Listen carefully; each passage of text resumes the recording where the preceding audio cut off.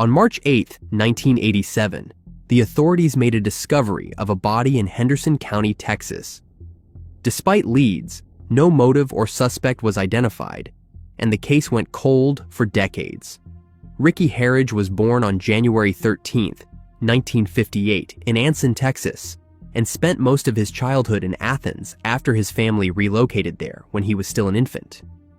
From an early age, he showed a strong sense of responsibility and determination, traits that would define much of his adult life. Growing up in a close-knit family, Rickey was known for his caring nature and the deep bond he shared with his loved ones. Despite facing early challenges in his education, Rickey's ambition never wavered. He made the difficult decision to drop out of high school during his junior year, but later took the initiative to earn his GED. His efforts did not stop there. He had plans to attend college and explore opportunities at different universities, determined to build a better future for himself and his family. Throughout his life, Rickey worked a variety of jobs. He gained hands-on experience as a carpenter and construction worker. He also spent time working in the oil field. Rickey also served his country with pride, enlisting in the U.S. Navy as a storekeeper seaman recruit.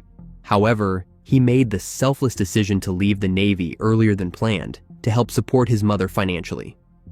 On the evening of Saturday, March 7, 1987, 29-year-old Rickey left his home, never anticipating that this would be the last time his family would see him alive.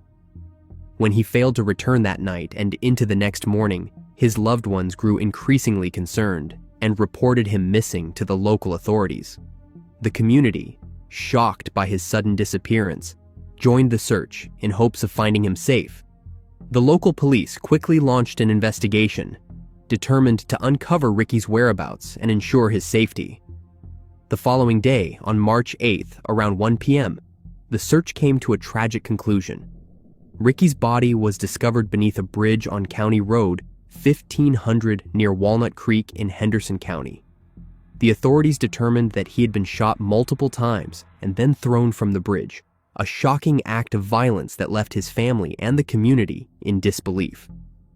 The scene suggested a brutal and targeted attack, though the reasons behind it were initially unclear. As the investigators began to piece together the events leading to Rickey's demise, they learned of a disturbing incident that had occurred 2 weeks prior. Rickey had been assaulted, beaten by 5 men and 1 woman. These individuals were reportedly connected to a woman from his past, and the attack had left him too sore to go to work for several days. While this altercation raised questions about potential connections, the authorities were unable to confirm any direct link at the time. Despite their efforts, the police faced significant challenges in identifying a clear motive or suspect. Numerous leads and theories were explored, but none provided the concrete answers the investigators were seeking. The complexity of the case, coupled with the limited evidence, made it difficult to make definitive progress. Eventually, with no suspects or motives identified, the investigation into Rickey's case went cold. In 2019, more than 3 decades after Rickey's tragic demise, Sheriff Bodie Hillhouse reignited the investigation, determined to bring long overdue answers to the case. As part of this renewed effort, clothing evidence from the original crime scene was sent to Pure Gold Forensics in Redlands, California. There, specialists successfully extracted a DNA profile, which was uploaded to the National CODIS database.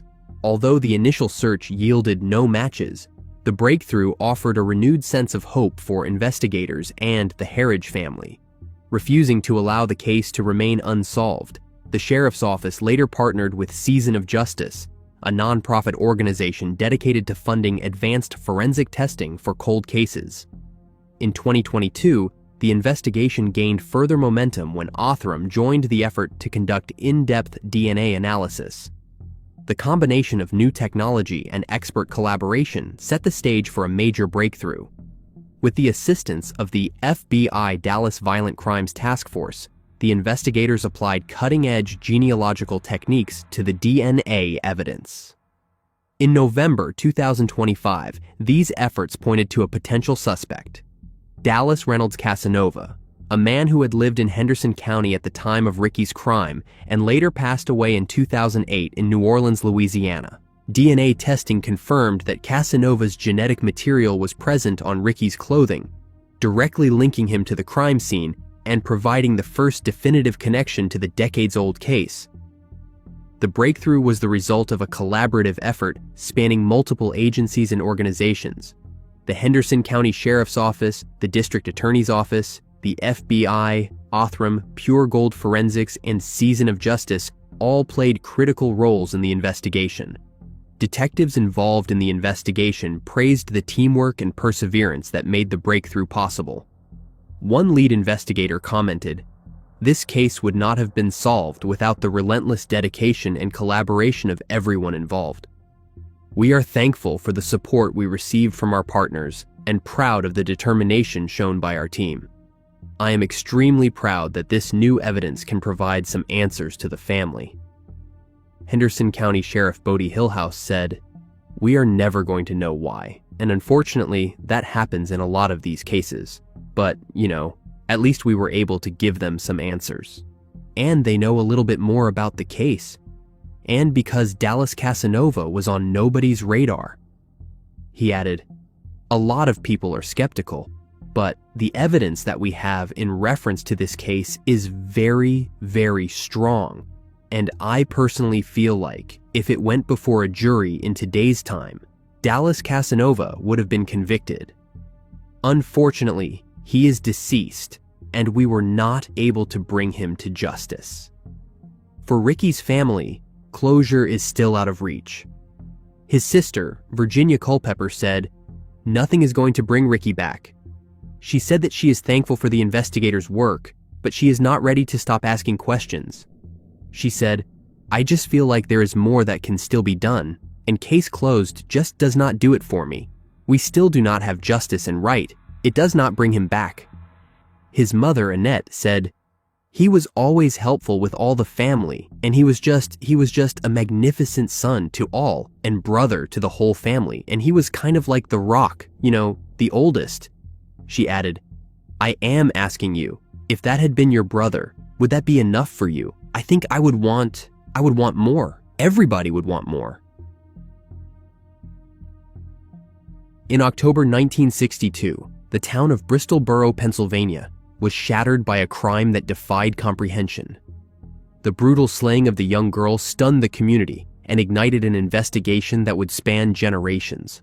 Carol Ann Dougherty, born on May 17, 1953, was the eldest daughter of Frank and Dorothy Dougherty. The family lived in Landreth Manor, a neighborhood in Bristol Township, Pennsylvania.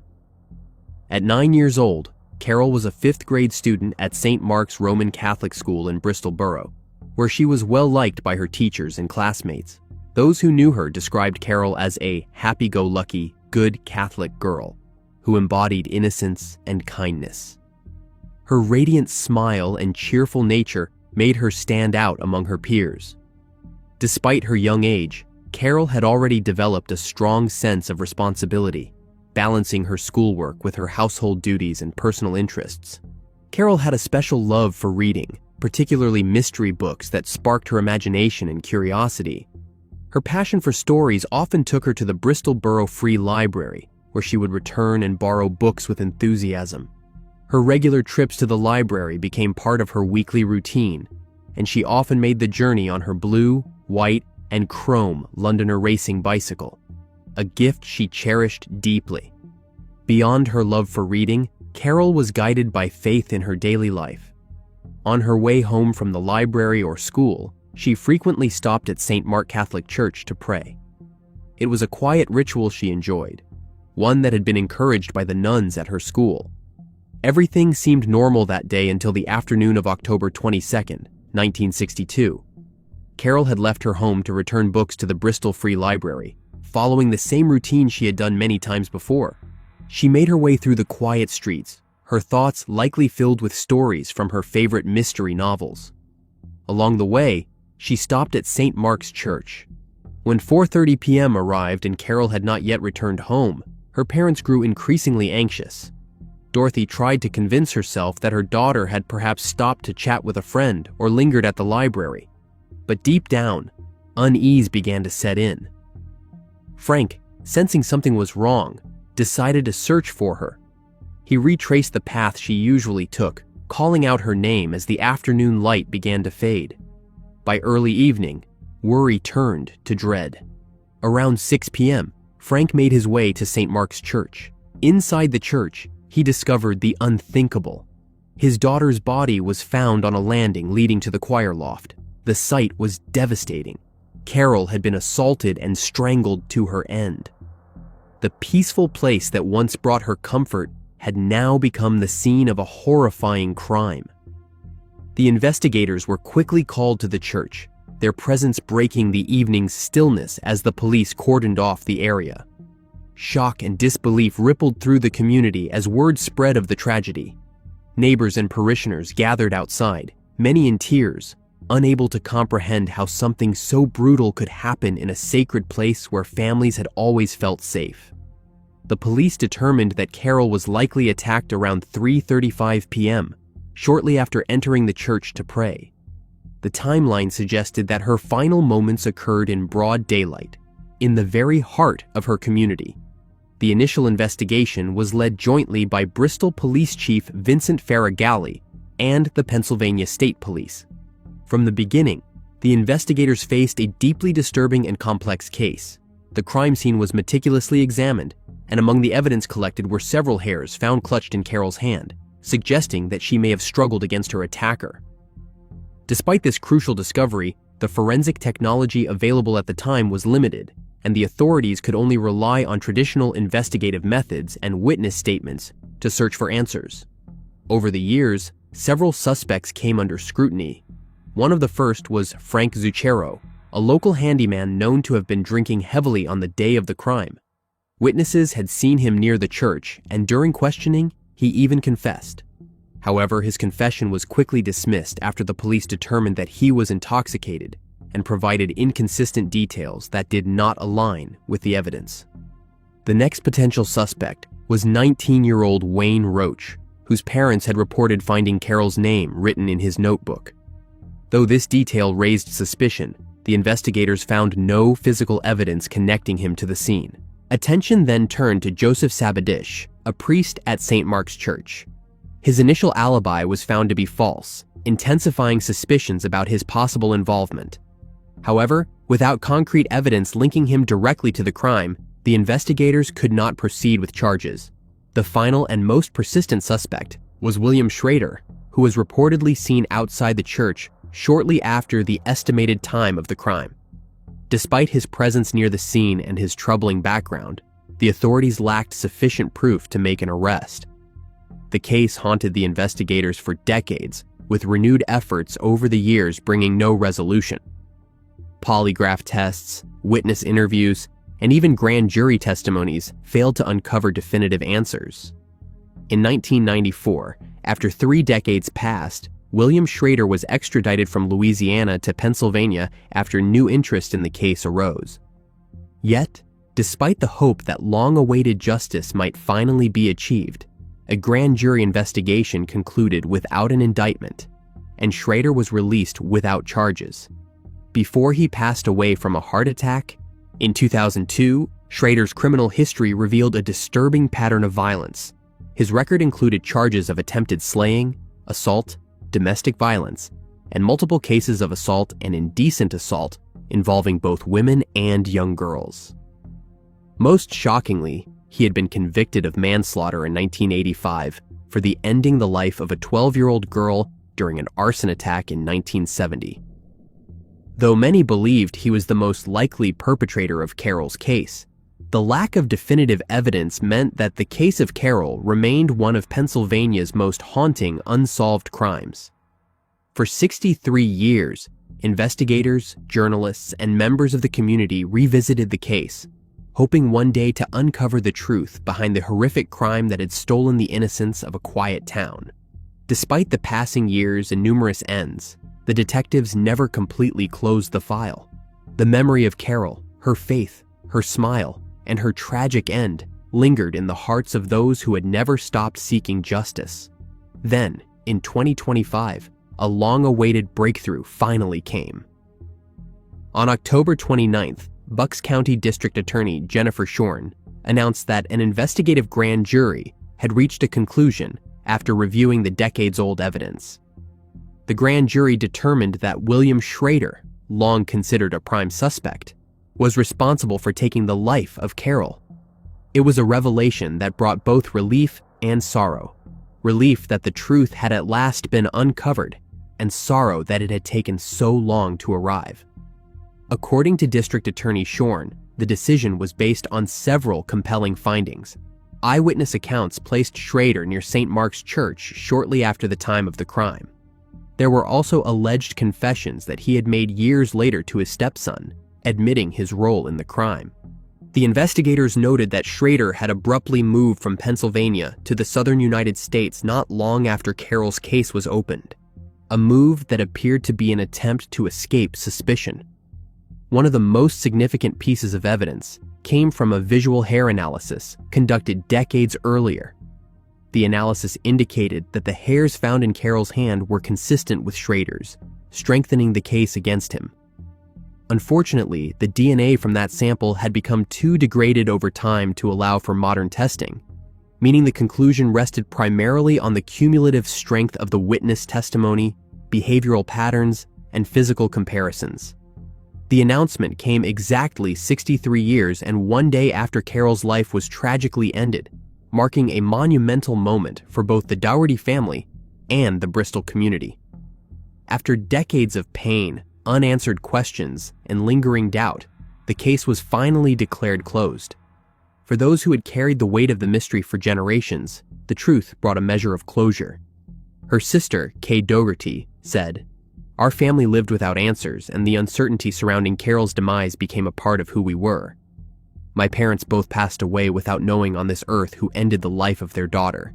After so many decades of unknowing, this finding finally brings closure and a truth to a wound that never healed." In February 1997, the body of a 69-year-old woman was discovered in Calverton, New York. Her case remained cold until a breakthrough came decades later. Ann Lustig was born in 1928. At 69 years old, she resided in a group home located in Northport, Suffolk County on Long Island, New York. Despite the safety and comfort of her surroundings, Ann was unaware of the danger that awaited her. On February 18, 1997, Ann had an appointment at the Buckman Day Treatment Center, located on the campus of Kings Park Psychiatric Hospital. After her therapy session, she left the center as usual, unaware that this day would mark a tragic turn in her life. When Ann did not return to her group home in Northport, the staff grew concerned. Recognizing that something was wrong, they immediately reported her missing to the local authorities. Their swift action set the wheels of an investigation into motion as the police began searching for answers about her whereabouts. Law enforcement acted quickly, launching a thorough inquiry into Ann's disappearance. The officers canvassed the area, interviewed anyone who might have seen her, and attempted to piece together her movements after leaving the treatment center. Tragically, the search ended the following day, on February 19th, when Ann's body was found in the woods off Fresh Pond Road near Calverton, New York. The medical examiner ruled that Ann's life was ended. She had suffered blunt force trauma and neck compression, evidence of a violent encounter. As the investigation continued, the police focused on identifying possible suspects and interviewing witnesses who might shed light on the events leading to her end.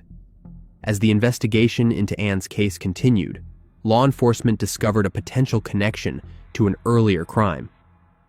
On December 20th, 1996, an 82-year-old woman, also a patient at Kings Park, had been abducted from outside the facility and indecently assaulted. The similarities raised concerns that the same individual might be responsible for both attacks. That victim lived to tell of her nightmare of being kidnapped in a van. Despite the detectives' efforts, leads eventually ran dry and the case went cold. Almost 3 decades later, in April 2024, the Suffolk County District Attorney's Office established a cold case task force. The team was created specifically to reinvestigate unsolved cases using modern forensic techniques and advanced DNA technology, offering renewed hope for long-stalled investigations like Ann's. Between November 2024 and early 2025, forensic evidence from Ann's clothing was re-examined. Scientists were able to develop a full DNA profile, which was then uploaded to the national database. In November, this breakthrough led to a match with Stephen Rickey, a man already in the system due to prior convictions, including sexual offenses. Rickey was deceased by the time of the match, having lost his life in 2014. Despite his passing, the investigators continued to uncover additional evidence linking him to the crime. A two-toned blue Ford van, seen near the location where Ann's body was recovered, was traced back to Rickey's family, further strengthening the connection between him and this case.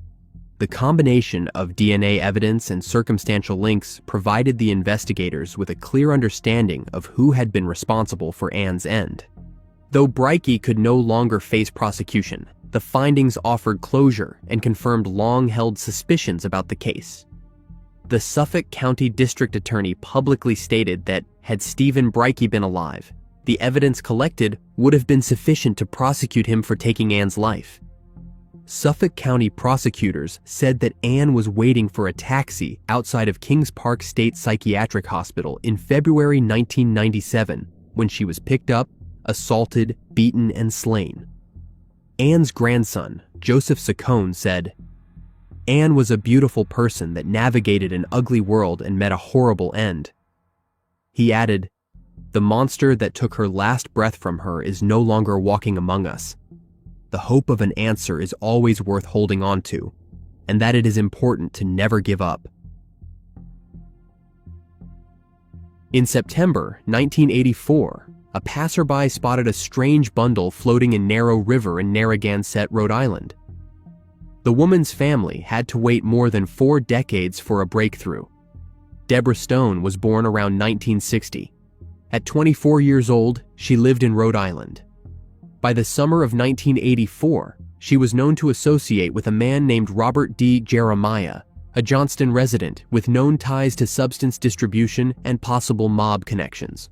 Robert was in his mid-30s and had developed a reputation in the area for being both manipulative and intimidating.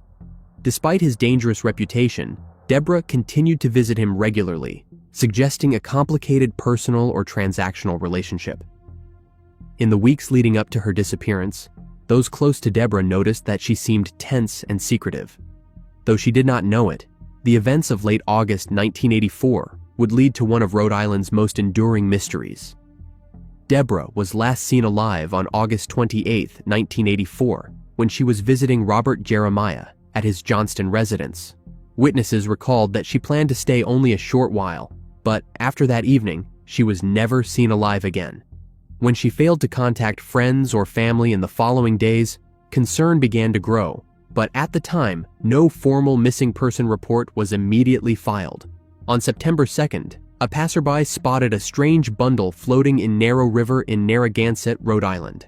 When the investigators retrieved it, they made a shocking discovery. A young woman's body had been stuffed inside a sleeping bag, her remains anchored with a cinder block. The woman was quickly identified as being Debra. An autopsy revealed that she had been strangled to her end, with no signs of overdose, directly contradicting later claims made by Robert. The condition of the body and the effort made to conceal it made it clear to the investigators that this was a calculated crime meant to send a message and destroy evidence. In the immediate aftermath of the discovery, Robert emerged as a prime suspect. Witnesses confirmed that Debra had last been seen with him, and others alleged that he confessed privately that she had passed away in his home. Robert, however, told the police that Debra had overdosed and that he had panicked, disposing of her body to avoid attention, a claim medical examiners quickly refuted. An informant later admitted to helping Robert dispose of the body, providing details that perfectly matched the evidence, including the sleeping bag and the cinder block used to sink her body. However, despite these testimonies, Robert was never charged due to insufficient physical evidence and unreliable witnesses. In October 2025, after more than 4 decades, the Rhode Island Attorney General's Cold Case Unit officially closed the case, naming Robert Jeremiah as Debra's perpetrator. One witness told the investigators that Jeremiah disclosed to them that he had to end Debra because she was stealing from him. Unfortunately, Jeremiah has passed away in 1995, and this meant no prosecution was possible. Attorney General Peter Naranjo emphasized that the investigation's findings provided long overdue answers for Debra's surviving relatives. The authorities credited the closure to traditional detective work combined with modern investigative persistence. The re-interviews and verification of confessions allowed the unit to reconstruct the crime with confidence, demonstrating the power of revisiting old cases with fresh eyes. For the community of Narragansett and Debra's family, the announcement brought bittersweet relief. After more than 40 years, they finally had confirmation of what many long suspected, that Debra's perpetrator had a name, a motive, and a history of violence, and that justice, even delayed, had finally spoken.